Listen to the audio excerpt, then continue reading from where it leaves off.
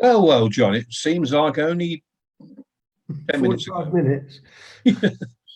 Hello, John. Hi, John. Hello. Hang on. I'm just trying to be able to see you. Hold on a second. I think I got.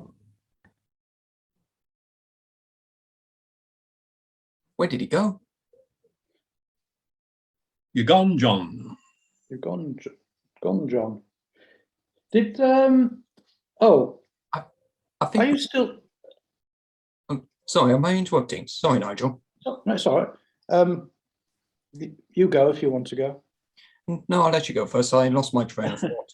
Well, we were both watching Nick Dunhill's presentation. Well, I came at the back end, but he was talking about rolling bars. Do you still make them, Dave?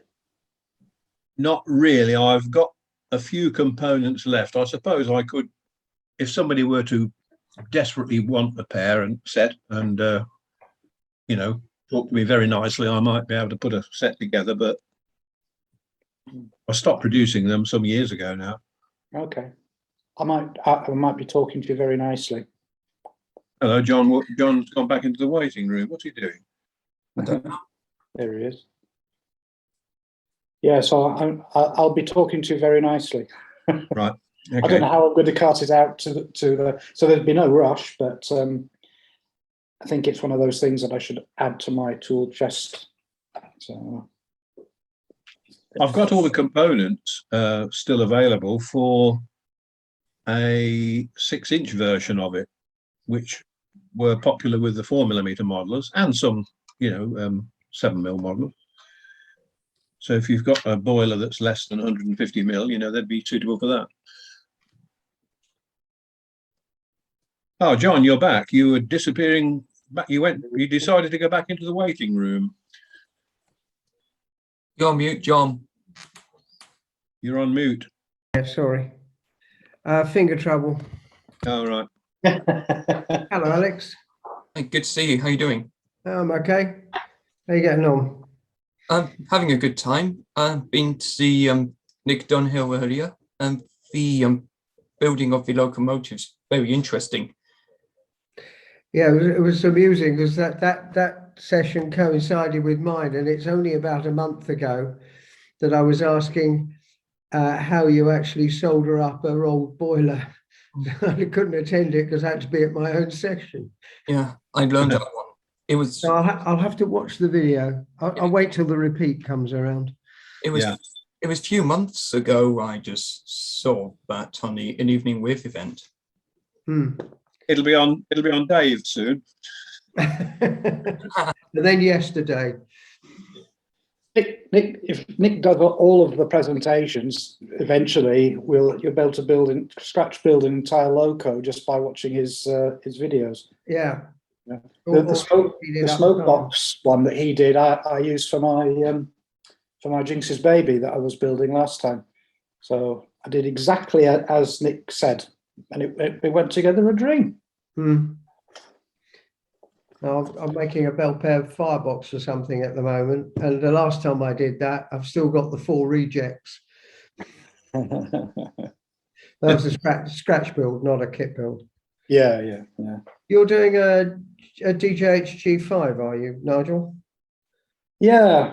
Well, as I said earlier this morning, was that the idea was that rather than scratch building all the time or doing something really complex, is to just talk through for beginners to know that there are kits available that aren't going to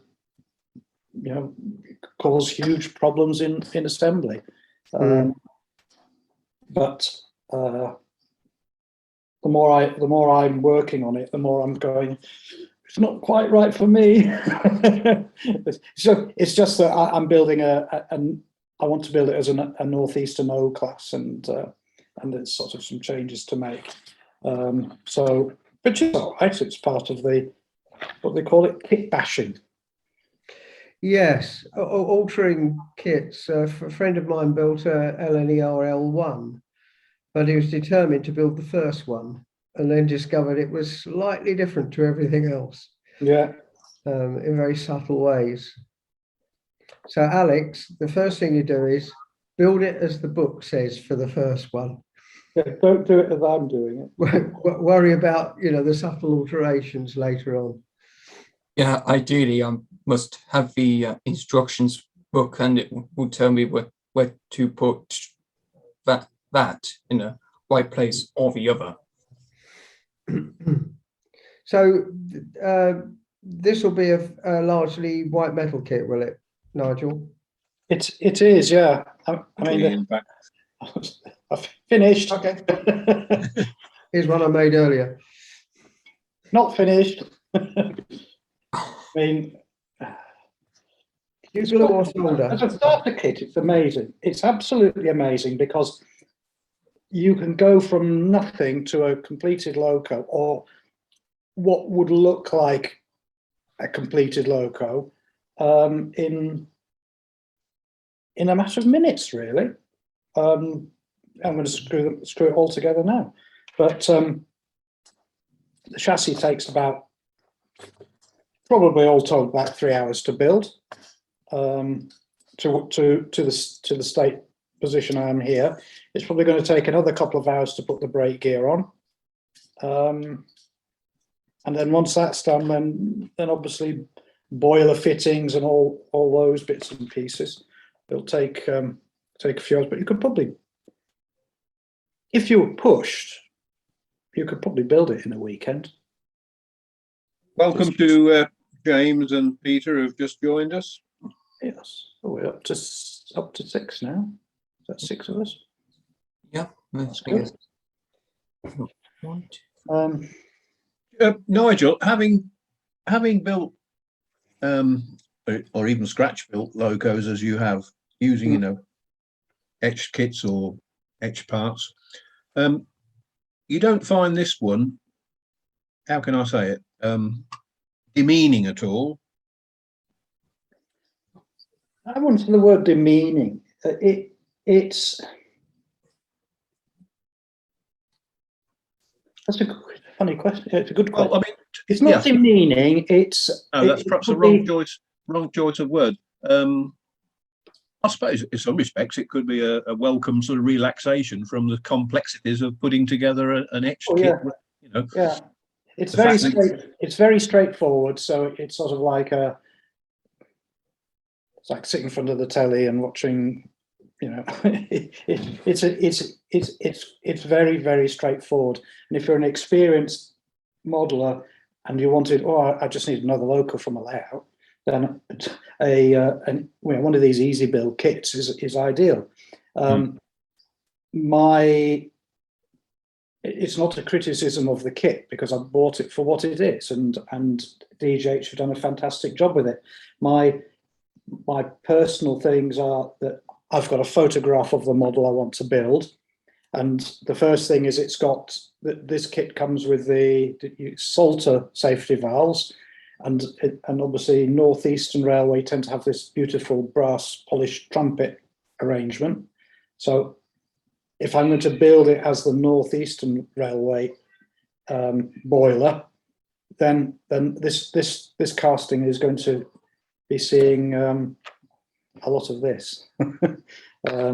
But you mentioned this morning that you've got to shift the dome, and that you'd obtained a replacement dome. Yes. Was that at your request, or did they automatically include that? Knowing that some people would want to build the model in an earlier form. No. I mean, I think it would be good if they offered it as the model, you know, with a different boiler, but that's entirely up to them. And they produced this as a starter kit. I think it was based on a kit they had a few years ago, and they've just simplified it for everybody. And I think it's a good idea for them. I was discussing with, I can't remember his name, very, very nice guy at DJH, who was very, very helpful. Steve, the MD, would sort of put me in touch with him, and he said, well, yeah, he knew all about the kit. So he said, well, the boiler's different. So I've got to move the dome forward a bit. And the chimney's right. I've got to move the boiler forward a bit, and obviously I've got to get myself a decent, well, I've got one, nice safety valve cover. I've got to take off the washout plugs, and I'll probably remove the boiler bands, because I always find that boiler bands tend to be a little bit, and certainly cast ones can be a little bit overscale. So most of the models I've got now is I don't put boiler bands on them. I put, sorry, I don't know if you heard it, there's a cat crying. Yes, we heard it. Yeah. But she wants to come in here because her routine in the afternoon is the sun comes round and there's shadows and reflections on the wall, and she goes bonkers. So if you can imagine, I'm here working, doing a demonstration, and she'd be straight across in front of me. So that isn't going to happen today. So she's very upset. I've just noticed, incidentally, Nigel, that in the DJH advert in the Gazette came yesterday, that they're bringing out a Northeastern R class. They are, yes. Have you already built one of those, or will you be tempted by this one? It's an order, and actually, the reason why I'm building this is because you asked me if I wanted to, if I'd be willing to go and do another demo. I said, yeah, of course. So I got straight in touch with DJH and said, is it ready? Is it ready? And he said, no, it's not. I said, oh dear. So I was going to do that, demonstrate that. When COVID started, when it all happened, I had they'd released their D class, a Northeastern Railway D class. Was the later design. It was a 444, and it used to run on the Scarborough Whitby Railway, and it also ran around Leeds and all the rest. And I bought that kit and I built it, and it's another DJH one, much more complex. But I built that in about 3 or 4 weeks as well. He says.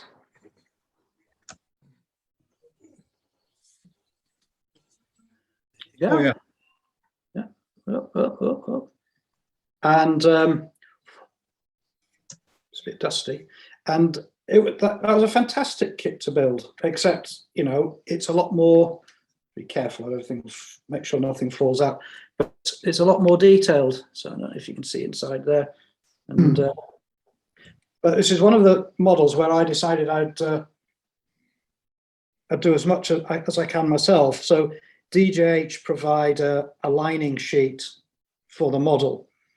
So they've had a company make the lining sheet. So the lining out was perfect, because the lining there, you had to position it correctly, but it would all as long as you sort of positioned it correctly, it would all it's not easy to do, but once it was in place, dab it down and the lining was done.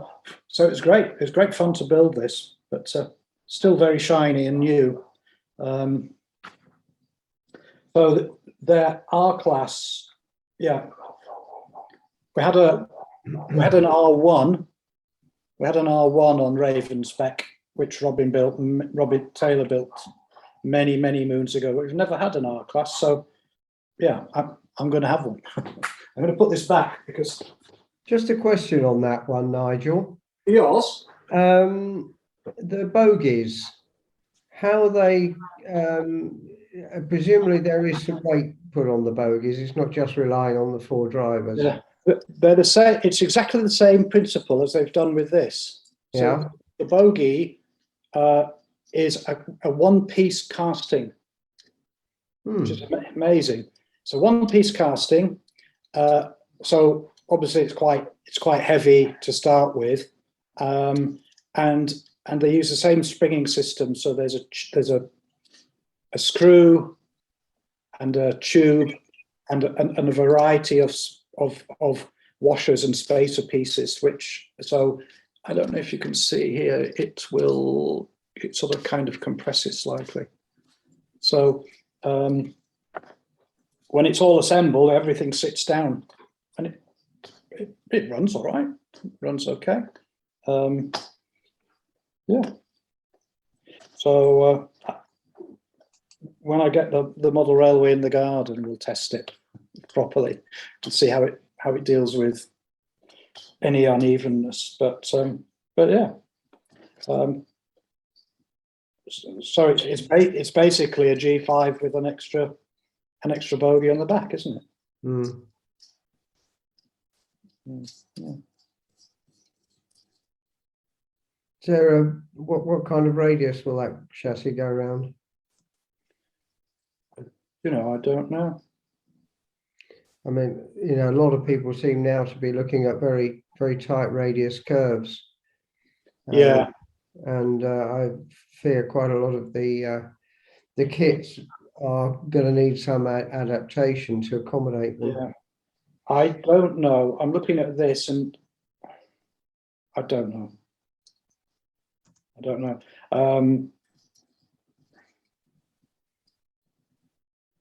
I think it would certainly go around a 6 foot, but if you're trying to go around a 3'6", I think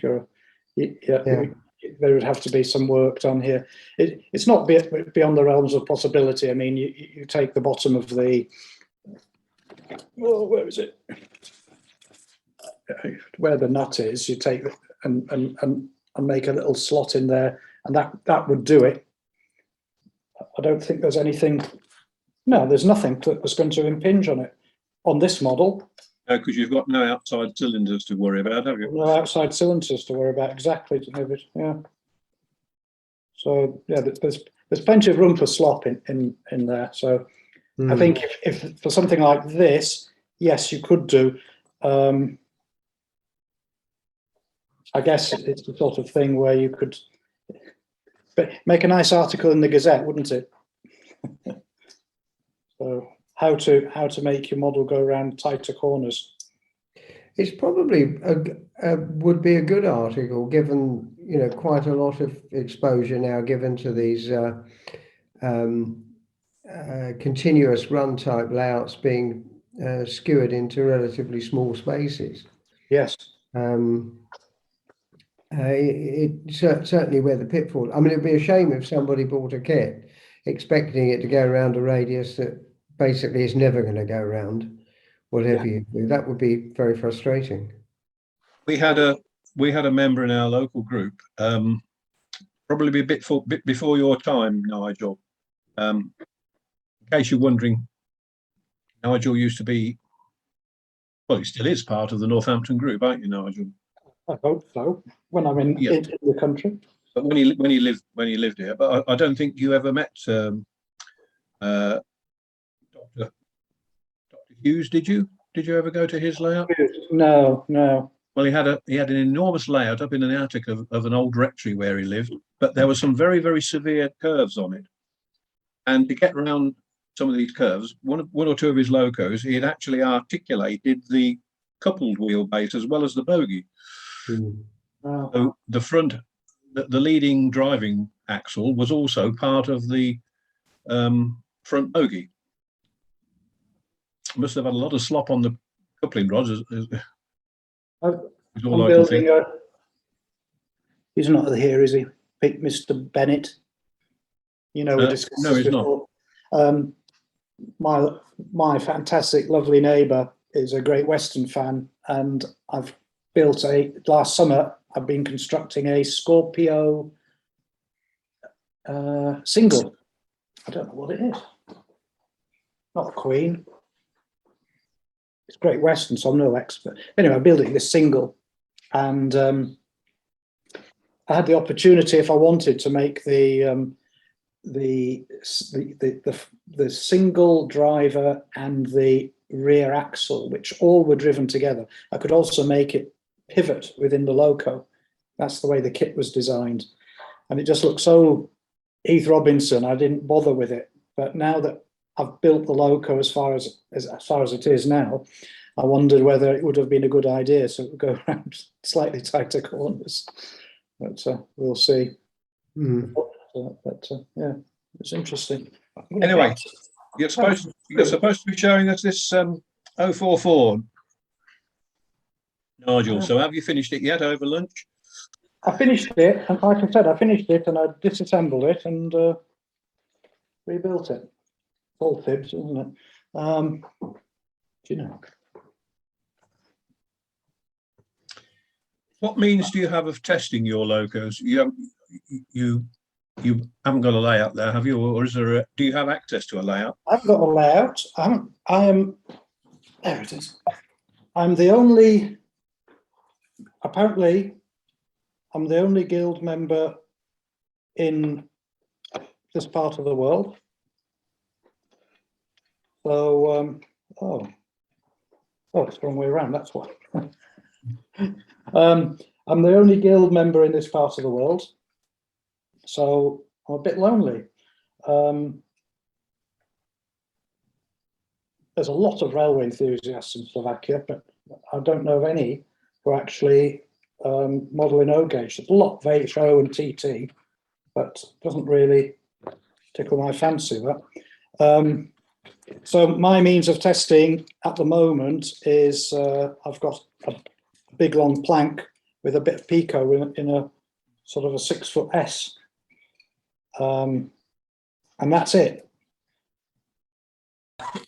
Has been on occasion I've come back to the UK and I've gone to see Peter, my neighbour, and sort of plonked a loco on his layout, but that hasn't happened for a long time. And during lockdown, of course, there's been an awful lot of time when I've been able to sit there and do some modelling. So there we go. For the benefit of those who have just joined us, if you want to ask Nigel any questions, you can unmute yourself and ask him. I'm sure there's something that Ask away. that we want to know about. So these are the dreaded self-tapping screws that you were talking about this morning, are they? So these are the dreaded self-tappers. So yeah, never done this before. All these years of modelling. Well, no, I tell a lie. There are bit parts of DJH models they do screw together with self-tappers, so it's not so bad. On that topic, I'll show you something in just a second. Of course.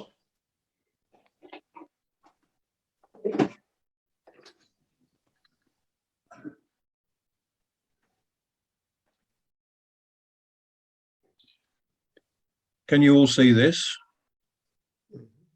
This is a model which I bought from an auction, and it was built in 1951. Well, it won the model engineering bronze medal, I think it was, at the model engineering exhibition in 1951.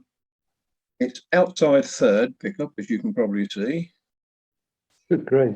It has springing and working brake gear on every axle, and you might or might not be able to see if I hold it very close. No, you probably can't from there, but it all comes apart with what look like 12 or 14 BA screws. So I could take the tanks off, I can take the cab off, I can take the bunker is part of the cab. So this was built not by an O gauge modeler, this was built by a model engineer. And I've also got a Royal Scot, which, given these characteristics, I'm convinced that they were built by the same person. So the intention, presumably, is that you take them apart to paint. But this is such a nice model that I thought I'd leave it unpainted. Amazing, isn't it? So Beautiful. that's what's that? 50, 70 years old. That one. 57 years old. 70. So no, sorry, 70. 1951. 1951. Yeah, that makes it 70 years, doesn't it? That's really old.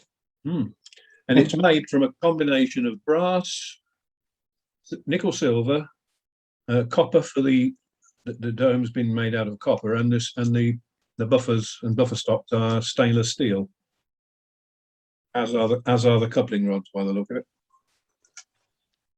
So there you go. Outside third pickup. So there's a rarity nowadays. Outside third. I've never heard of outside third before, so as a pickup method. Oh, it's a bit unusual, isn't it? Other than electric. Yeah, exactly, like an EMU. southern region type thing. That was quick, wasn't it? You mentioned that this morning you were going to paint it green, northeastern green. Whose colours do you use, Nigel? I've got a whole load of Precision Paints. Precision Paints make the green. There was also another company that did it as well. Cherry Paints. Hmm. I think it gets me about painting these models is the shades of green seem to vary. Well, the other thing is it's doubtful that there's anybody around still around who can remember what the original green should look like. Should look like. And I can't remember who did it. Laurie Lovelace Models. He had a paint sample from Williams, I think it was. Williamson's, sorry. And he went to the National Rail Museum with this thing, and he walked up to all of the various locos. So there's a Great Northern, Large Atlantic 251. There was, I can't remember what the Northeastern loco was, that was the Aerolite, the little single 262 thing, 222, sorry.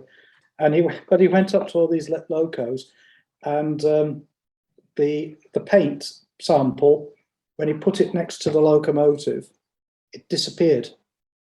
Literally, it vanished, which meant that it was that all of the locos in the NRM were painted with the same shade of green. But if you look at them, Aerolite doesn't look anything like the paint job on 251. So it's extraordinary. So people look at models and go, "Oh, you know, got the green just right." Well, I have a pal who, in his working life, he was a property surveyor for British Railways, then latterly Network Rail or Rail Tracker, whatever they were called in the day. Yeah. And on one of his jaunts, he had occasion to go onto the roof of Derby Works, I think to inspect the chimneys or brickwork or something. And what he found up there was a series of pieces of either tin plate or steel that had been painted in a variety of maroon colours, and each one was dated, and they had some sort of code number painted on or stenciled on the back, and these were laying on the roof, about half a dozen of them. And he suspected that they were put up there to test for weathering. So, and he said no two of them were alike, you know. So, you know, like he said, well, there's nobody around living who can remember what Midland Red looked like anyway. So you have to go with popular opinion, don't you? Yeah. So for everything I do in Northeastern, is I tend to, I'm a member of the Northeastern Railway Association. So anybody who's building anything, if it's building a period or a locomotive or not a locomotive, a railway company, and you want to build a layout, prototypical layout, then the best thing to do is to join one of these groups. So Northeastern Railway Association, excellent, very good, very helpful. I think because of Northeastern Railway is such a, was it 1923 when there was grouping? So, you know, it's 98 years ago since grouping. So I guess that there's nobody around who remembers the Northeastern Railway, or not so many. So they are encouraging people sort of to, you know, all of these railway company groups are encouraging people in modelling and things, because that's the only way you'll see it. that said, there is a G5 being built, isn't there? It's G5 Loco Association or something. There is a replica under construction. So I think that one's quite well on, isn't it? I think it is quite well on. They've got the boiler and everything, haven't they, John? Well, there's a big number to pay for. Can I ask, I missed your first session, so I'm not familiar with this particular kit, but earlier on in this session, you held up what looked like the top half of the boiler. Yes. Is that correct? So that there's actually a joint line horizontally along the boiler. The boiler barrel, it's easier to show. The boiler barrel at the front is fully circular. Okay. The boiler barrel here sits as part of, I can take it apart if you want. No. It's okay. But the boiler barrel here,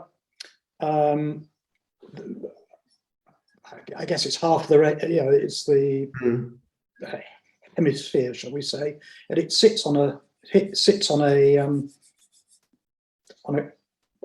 cast body here. So Right. under here, I can remove this so you can't see that. So under here, you can see this is flat. Yeah.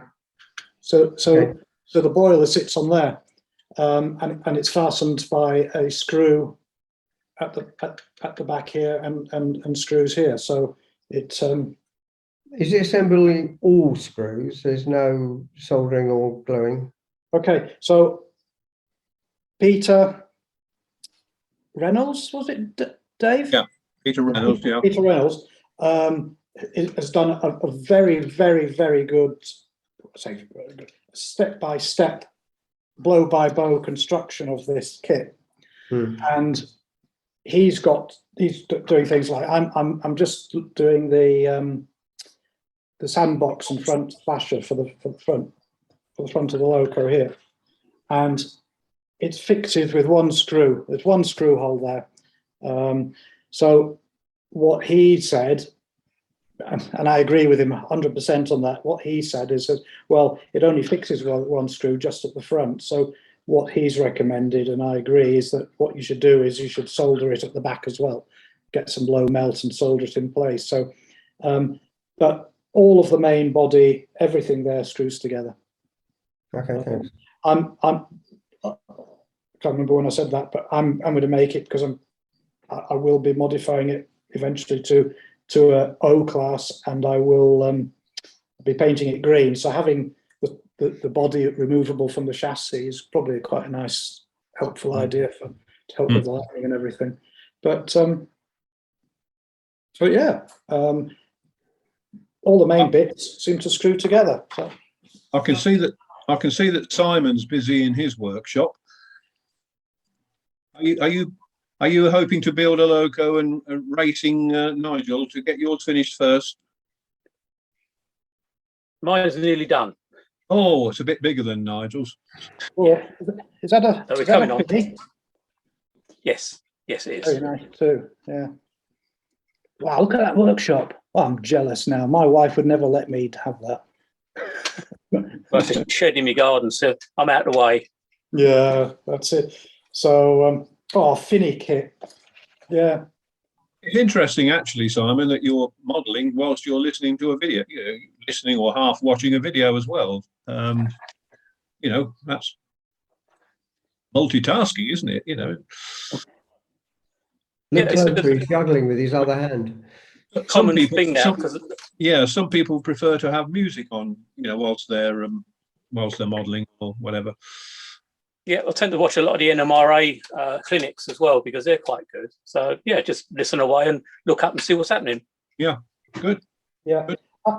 I do a lot. I do an awful lot of modelling to background, whatever. So yeah, music, but quite often, what did I binge watch? Something on Netflix. I think I watched all of Star Trek Voyager or something, but I didn't watch any of it. It was just out the corner of my eye. So while I was building, so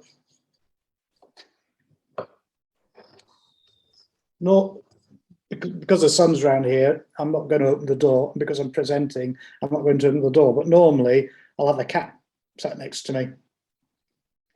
So, but not today.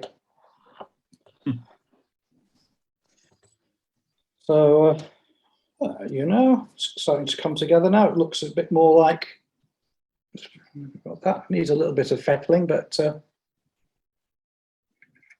I was saying before you joined, John, you'll remember the Kitmaster models, won't you?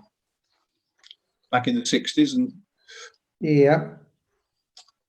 and I was relating an incident whereby I had this one of their beautiful, well, in fact, first ever scale length Mark I coach, which are a green one, southern livery, because they did them in maroon and green. And I bought a southern one, and I modified it to represent a driving trailer of a Southern Electric. And I had this thing sitting on my shelf in my workshop. Well, it's been various places in various houses, but for the last few years, it's been up on this high shelf in my workshop. And only yesterday, I doing a bit of tidy up, and I picked it up and dropped it. It survived for over 60 years.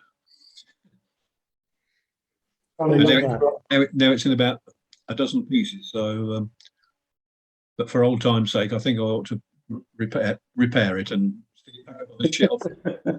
Not touch it again.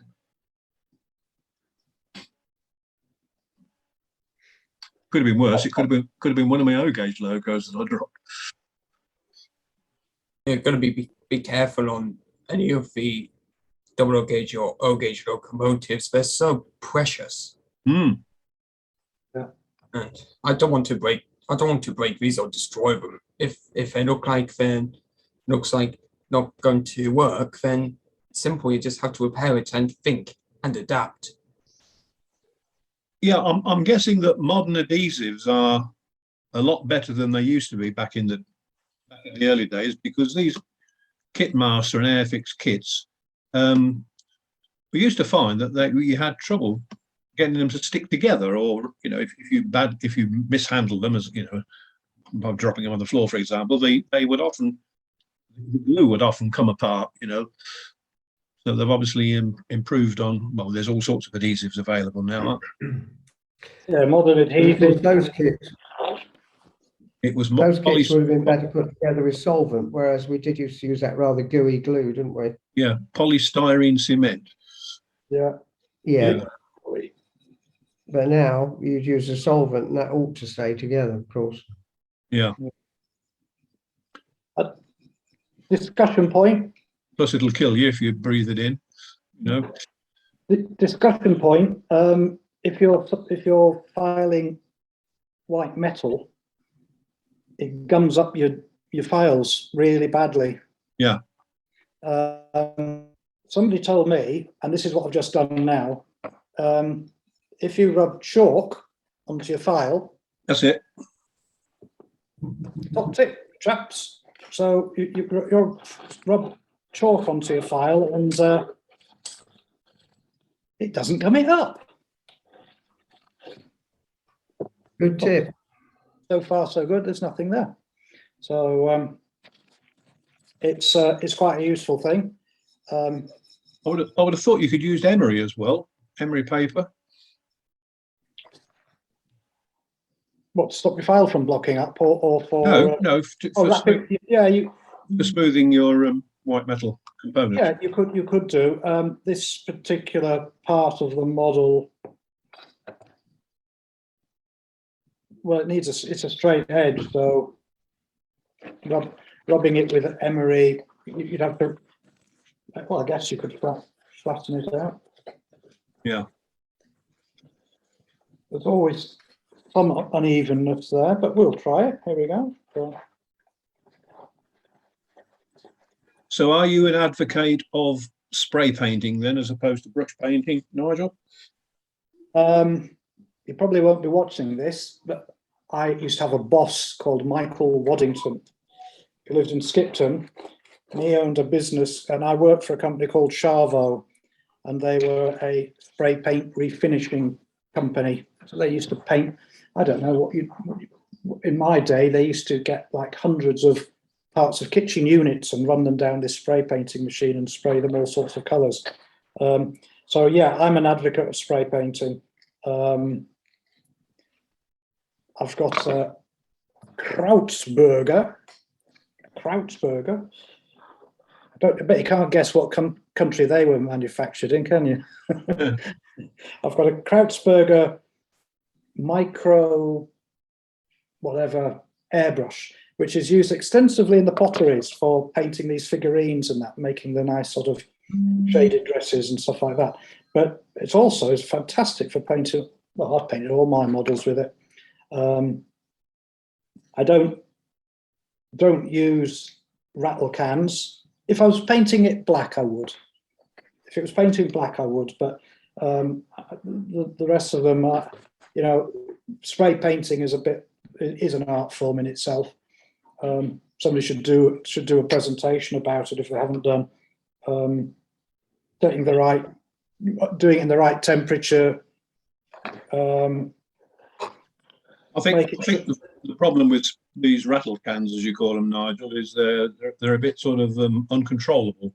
You can't you can't create a very fine spray with them. No. I mean, I've got a Badger airbrush that you can wind it down. You can almost write your name on a check with it. It's as fine as that. Yes. And they're all very so that's it's another thing. The other alternative is to get in touch with, I don't know, Warren or Ian and pay for the same equivalent of what you paid for the kit just to get the thing painted. But professional painters, I don't know. I built a Northeastern Railway F-class with inside working valve gear and all the rest of it. I spent hours and hours and hours building this thing, fully detailed. Like I said, all the valve gear was working and wobbling around all over the place. It was beautiful. Really pleased with it. And I thought, right, I'll paint it. So I got my airbrush out, put the first coat on, went on beautifully. Then I came to it was a green and maroon livery. It was an early Wurzel livery. And then I came to start the lining. What a mess. What a mess. It was horrendous. I was in tears because I'd done all this. And I got in touch with Warren and said, Warren Hay, can you paint it for me? Oh, it's beautiful. It's one of those things where I'd go in and look at the model now, and there's always a nice smile on my face. But of course, with anything, the paint job is the thing that people see. They don't necessarily see all the wobbly valve gear or the little detail. They just look at the paint job, and it's nice, isn't it? Yeah. Question for Alex: from what you've seen this morning and this afternoon, Alex, do you think this sort of kit would be well within your capability? Indeed, it will. I was thinking of having a go on that one, but will it be really expensive to buy the locomotive in a kit? But I'm just going to save up and think about what to build. I'm deciding what my favourite locomotives can be. It can be Flying Scotsman, Bittern, Mallard. I don't know. So I think I look forward to do that.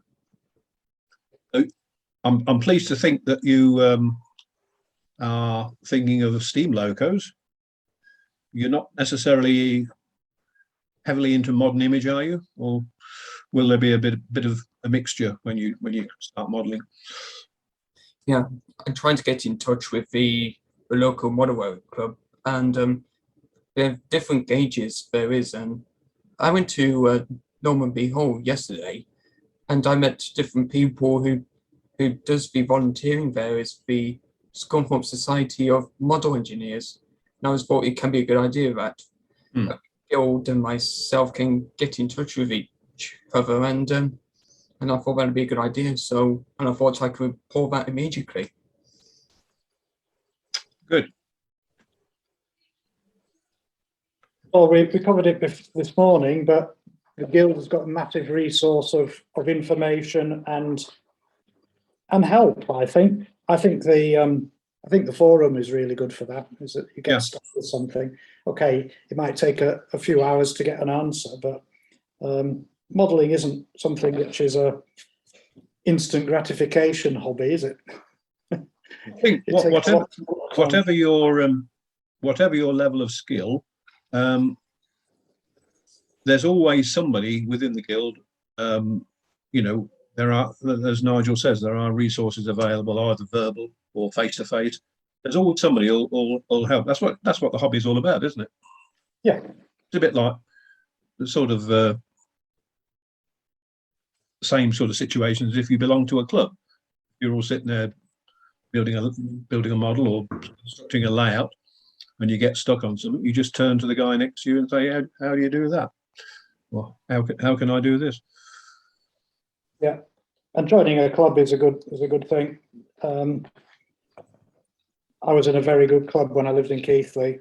A good bunch of guys, and really, that's how I learned how to model. I remember when bless him, when I was modelling in TT. Well, my father modelled in TT, and he's a Great Western fan, and of course in those days TT Triang was all British Railways. So there was a British Railways, for example, they had a British Railways, I don't know, 12-ton van, which was lovely. But I thought, I'll do it for my father. I'll build a nice model of this local for Dad, and I basically took the body off this model and took all of the detail off it, and then started to describe the planking in and putting the detail in and everything. And he came into the job halfway through, didn't he? And went absolutely berserk. What have you done to this? What have you done?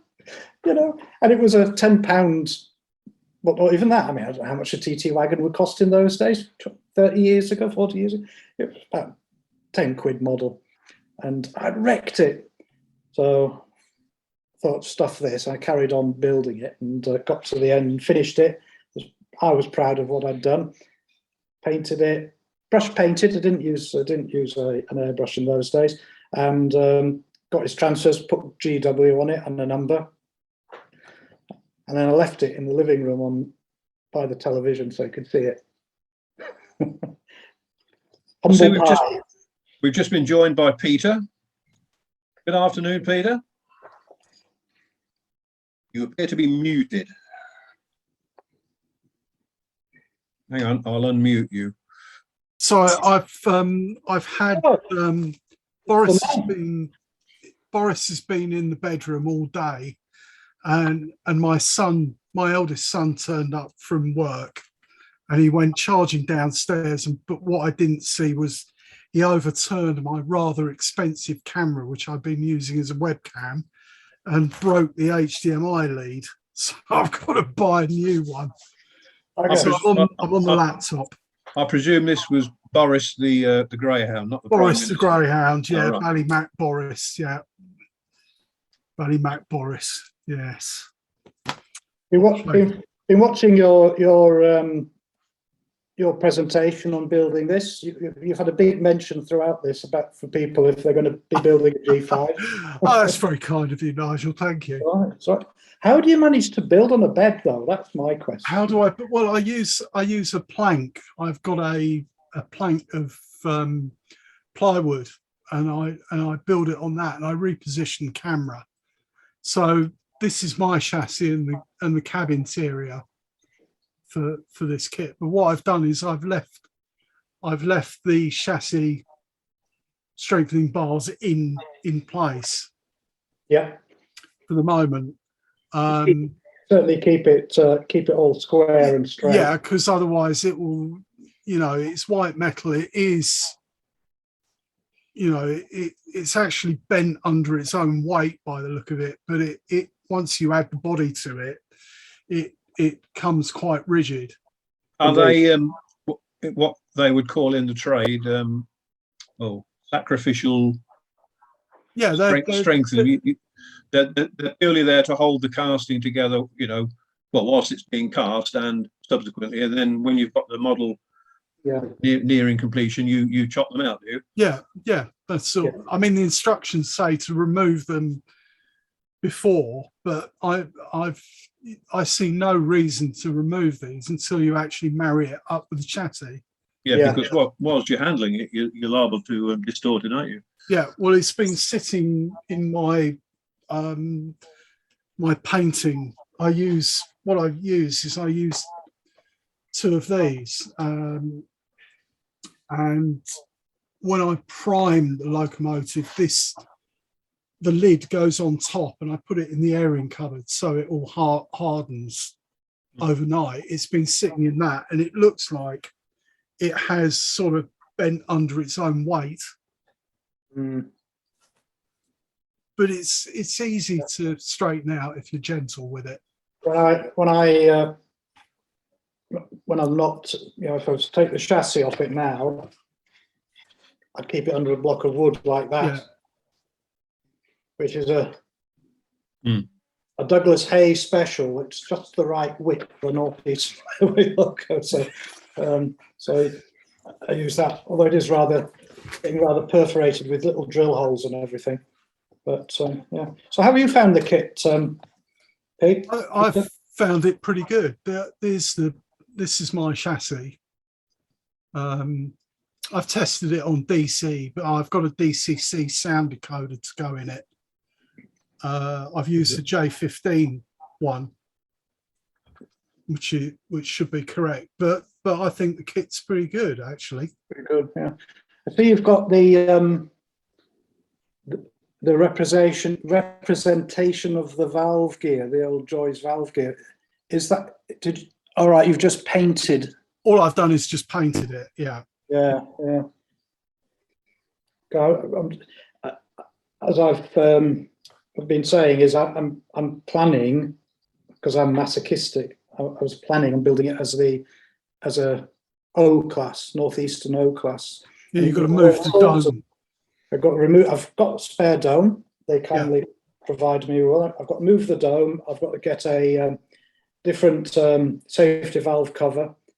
And while I was at it, I was going to cut out between the slide bars, and then reinsert the rods for the valve gear. Yeah, so you can see down through it. Yeah, see down through it. Yeah, because as it is now, I can see through it, so I can see some requirement for it. But we'll see. But as a basic kit, though, it's great, isn't it? It's very good as a basic kit, and I've had to do very little to it. I mean, that's the one I'm building, which is 67342. But this was after the period. This is Moulton Shed. It got transferred from. I'm building it at Northallerton, where it's used on the Wensleydale branch. I've got loads of pictures of it in service. Lovely.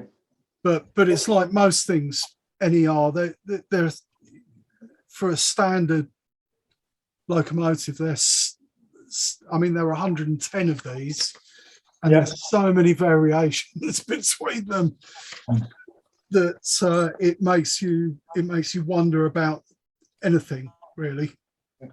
Yeah, you certainly have to decide on your prototype before you've definitely got to do it, and you can't beat getting a photo. Were either of you tempted to do put working valve gear in?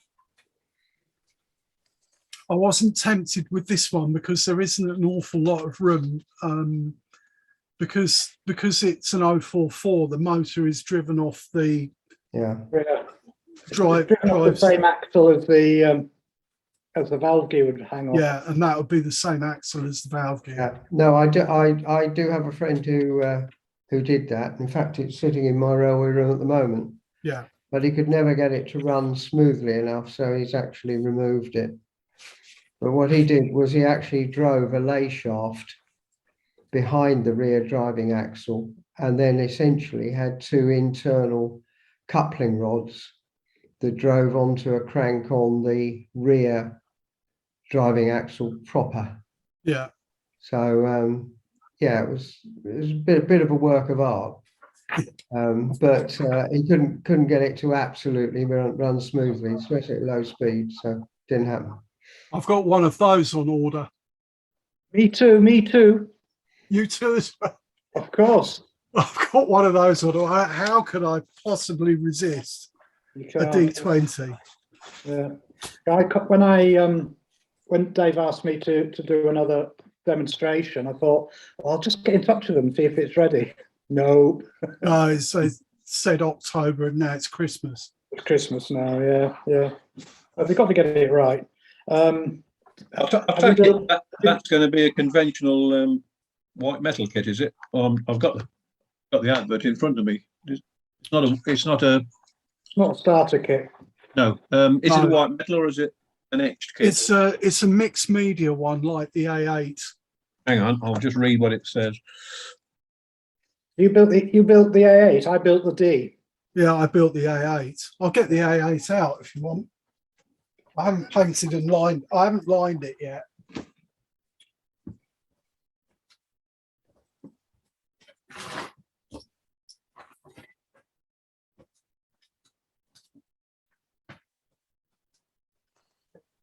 Yeah, it looks as if this one has several variants as well. Yeah, they're doing all the variants, so all the different periods. I think it's got different buffer beams, different smoke boxes. It's got different frames as well. Oh, really? Yeah. As far as I can gather, it's got different frames.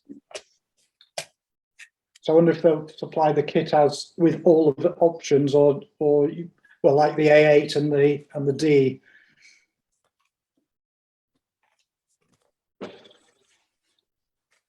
You're going to show me yours. I've got to show you mine. Is that right? It's the A8. Mm-hmm. And that's the D. This is heavy. This weighs 1.3 kilos. This does. Yeah. I don't. Have you put extra weight in it then? I have put a little bit of extra weight in the tanks. Right. So Not very much. Is that the same model? Nigel's one is a D, which is a 444. Oh yeah, I've seen them. The LNER converted those, the Ds, to these, which is a 462. Gotcha. Have you seen the picture, Nigel, of the D with the electrical pickup gear? Yeah, I've got the book right Oh, behind. you have got the book, yeah. Yeah, and I think mine is 2. Did I make it as 2147? I think I did. Mine's 1528 in old money. Oh, is it?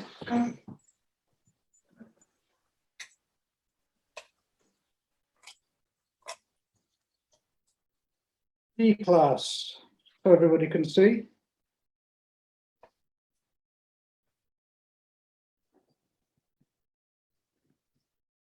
Look in the wrong index, page 77.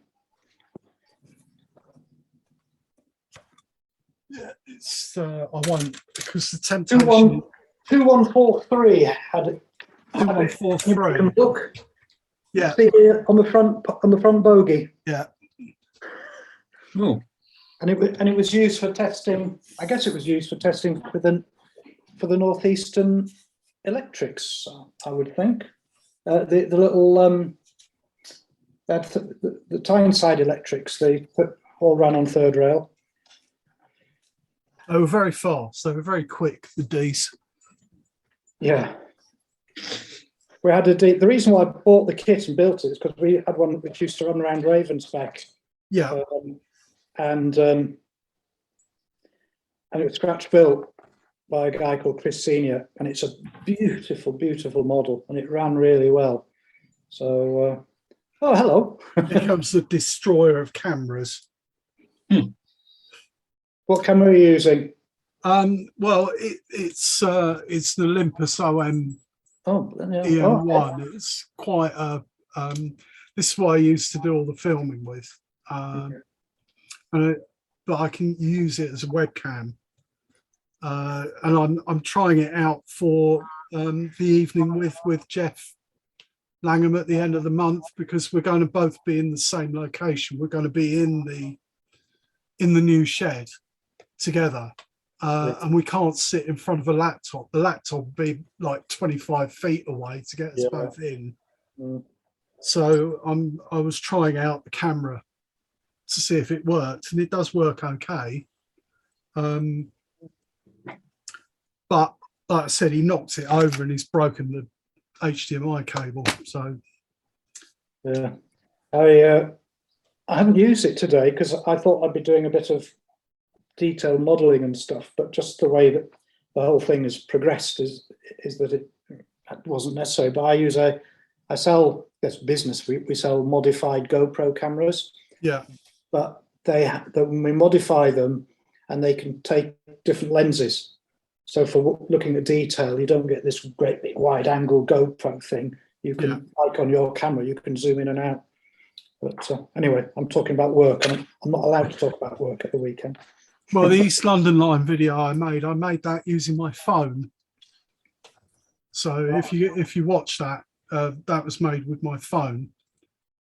I watched that, Peter. Very interesting and entertaining, I have to say. Thank you very much. Thank you. I thought you'd like it. I'll tell you what I would ask you. Do you use a mouse or is it a touch screen on the panel displays? No, the tracker ball, the big yellow tracker ball. Oh, that's right. Yes, I remember you mentioning it. That is a 5-button mouse. That's how it connects. Yeah. And that workstation is so old that when you reboot it, it's Windows XP. Oh. So, yeah, it's a bit alarming when it comes up, but it's not connected to anything. It's a standalone system. There's no network connection or anything. So, and on the displays, where you see, for example, parallel tracks, yeah, they come to the end of the screen, and then down the bottom of the screen, is that the continuation of the one above? What it does is it goes to the screens work from left to right. So when you're sitting there looking, the lines go down the left-hand screen, and then at the bottom, so the first screen is view 1, and then at the bottom there is a couple of little arrows, and it will say view 2.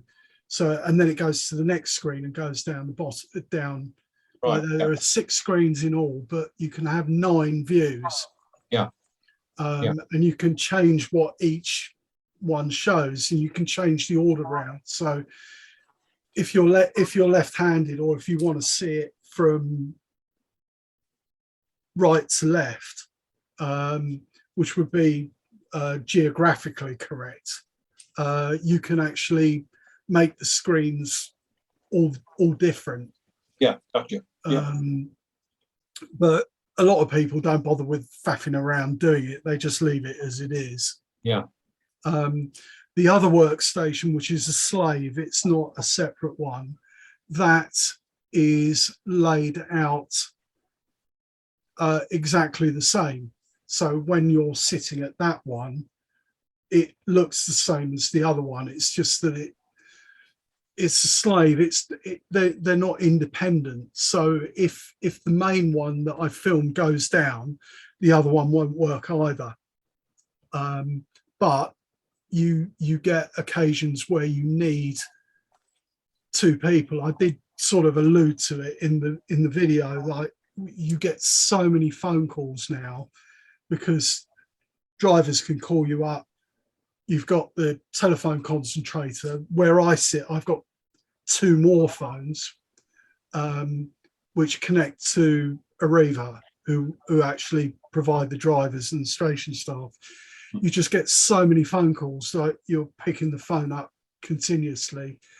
But when you have an incident that is in a particular location, it's very hard for the signalman to actually continue to run a train service on another part of the line and deal with the incident, because the screens are so far apart. They're 24-inch screens, so they're quite big.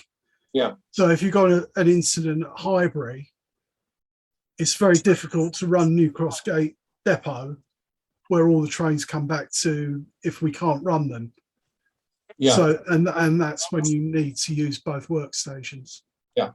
Right. Anyway, to get back to Nigel. I've got to go because I'm on another one. I'll see you later, gentlemen. All right.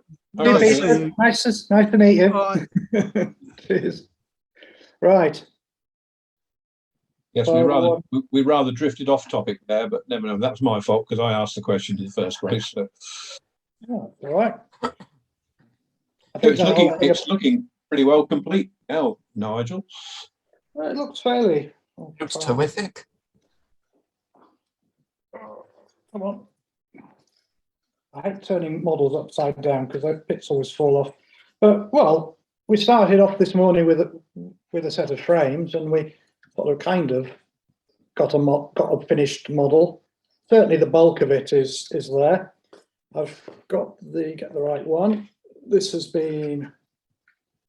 Let's put front spatial will go in here. It's all very rough, and I've just been working on the rear, so where the bunker is. There's quite a bit of work to do here because I had the while you're all talking, I had the micrometer out, and the width of the bunker in the casting is 50 mil, and the slot the slot is 50 mil, and the casting that goes in here is 50.5. So there is a little bit of fettling to do with a bit of chalk, but nothing special. But looking at the bits box, and yes, it's starting to get depleted. I'll finish fettling it to the big bits today, and then I'll start on all the fittings and everything, and see what we're going to do. I don't know if it's worth me writing an article for the Gazette. I keep threatening to, and maybe to do a how I wrecked my G5 and made it into an O. Might be interesting for them. Yeah. Anyway, Nigel, we've got another session coming up. Of course. We've slightly overrun, but not to worry. We've still got 25 minutes. But I hope everybody enjoyed themselves. Thank you for your presentation yet again. It's always a pleasure. Is this the third time, isn't it? Is it the third time you've done one of these? Third, I think. Yeah, I did when we had the very, very first one. I did a rail car. That's right. Yeah. Rail car. Then I did Jinx's baby. Jinx's baby, and now on with this. So I gave you a list of things I'm doing, so you can discuss amongst yourselves if you want me to build a Class 76 electric loco, or because I hadn't. We were talking about all this modern image stuff, or whatever. Yeah, we'll see. But right. Anyway, I might actually see you before too long as well. Yeah. All right, Nigel. Well, thanks again, and thank you, Alex and Roger and Simon and John. Thank you for your participation, and we shall see you all soon. Have a great afternoon, guys. Enjoy. You too, Nigel. See you. Bye now. Keep in touch. See you. Cheers. All the best.